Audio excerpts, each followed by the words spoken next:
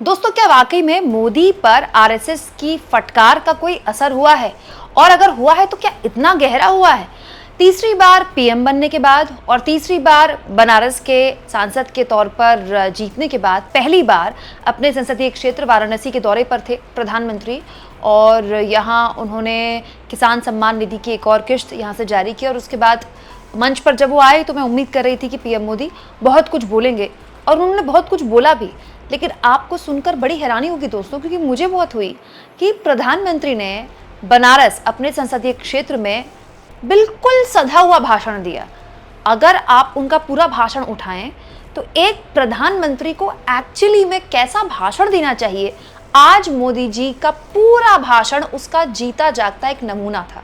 मतलब मोदी जी के भाषण में जरा सा भी कुछ ऐसा नहीं था जिसको लेकर कोई टीका टिप्पणी की जा सकती है। और यही बात मुझे हैरान कर गई। आप कहेंगे कुमकुम, अब मोदी जी आखिर अपने विरोधियों को, अपने विपक्षियों को निशाने पर थोड़ी देंगे, अब तो चुनाव खत्म हो गए। बात तो ठीक है, लगा तो मुझे भी ऐसा ही था। लेकिन हर कोई तब हैरान हुआ था जब एनडीए संसदीय दल की बैठक में मोदी जी ने इंडी गठबंधन बोलकर विपक्षियों को निशाने पर लिया था, ईवीएम को लेकर तमाम तरह की बातें कही थी, चुनाव आयोग को लेकर तमाम तरह की बातें कही थी।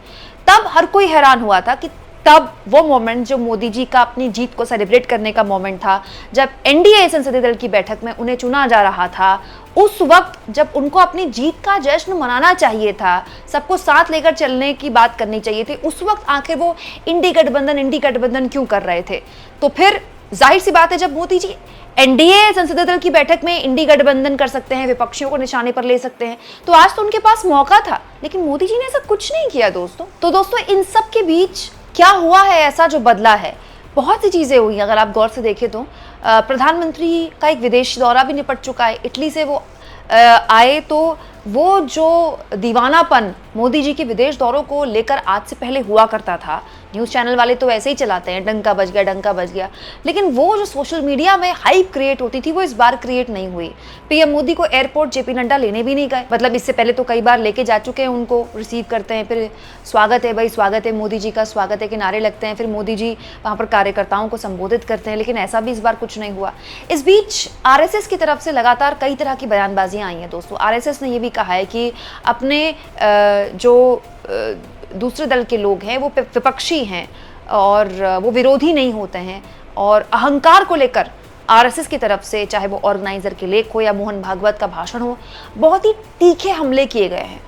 चर्चाएं ये भी हैं कि उत्तर प्रदेश के अंदर जो रिपोर्ट बीजेपी को मिल रही है, उसमें बहुत से बड़े नेताओं पर सवाल खड़े हो रहे हैं कि आखिर कौन किसको हराने के लिए ये चुनाव लड़ रहा था, और जिसकी वजह से पूरी की पूरी बीजेपी की उत्तर प्रदेश में मिट्टी पलीद हो गई। और साथ साथ में दोस्तों, गठबंधन के जो सहयोगी हैं, नीतीश कुमार हो चाहे वो चंद्रबाबू नायडू हो, दोनों के साथ सामंजस्य बिठाना, नए मंत्रिमंडल को सबको साथ लेकर चलना जाहिर तौर पर मोदी जी के लिए एक चुनौती होगी, और वो उनके चेहरे पर आज दिख रही थी। मोदी जी का जो वो तेज तर्रार कलेवर वाला जो स्टाइल है वो गायब था, जो मिसिंग था। जाहिर तौर पर मोदी जी जब वो तेवर चुनाव के बाद भी जारी रख सकते हैं, चुनाव के बाद भी वो एनडीए पार्लियामेंट्री बोर्ड की बैठक में विपक्षियों को निशाने पर ले सकते हैं, तो आज तो उनके पास मौका था। लेकिन बड़ा सवाल यह है दोस्तों कि आरएसएस की लगातार लताड़ से क्या वाकई में फर्क आया है? हालांकि अभी कुछ भी कहना बहुत जल्दबाजी होगा, क्योंकि आने वाले वक्त में फिर से चुनाव शुरू हो रहे हैं। हरियाणा में, दिल्ली में, महाराष्ट्र में बहुत से चुनाव हैं, और अभी बहुत से ऐसे मौके भी हैं। कल मोदी जी बिहार जा रहे हैं। बिहार के नालंदा में उनको एक भाषण को संबोधित करना है, नालंदा यूनिवर्सिटी में वो बोलेंगे। उनके साथ नीतीश कुमार भी होंगे। बहुत सी चीज़ें मोदी जी इस बार अपने जीवन में पहली बार झेल रहे हैं।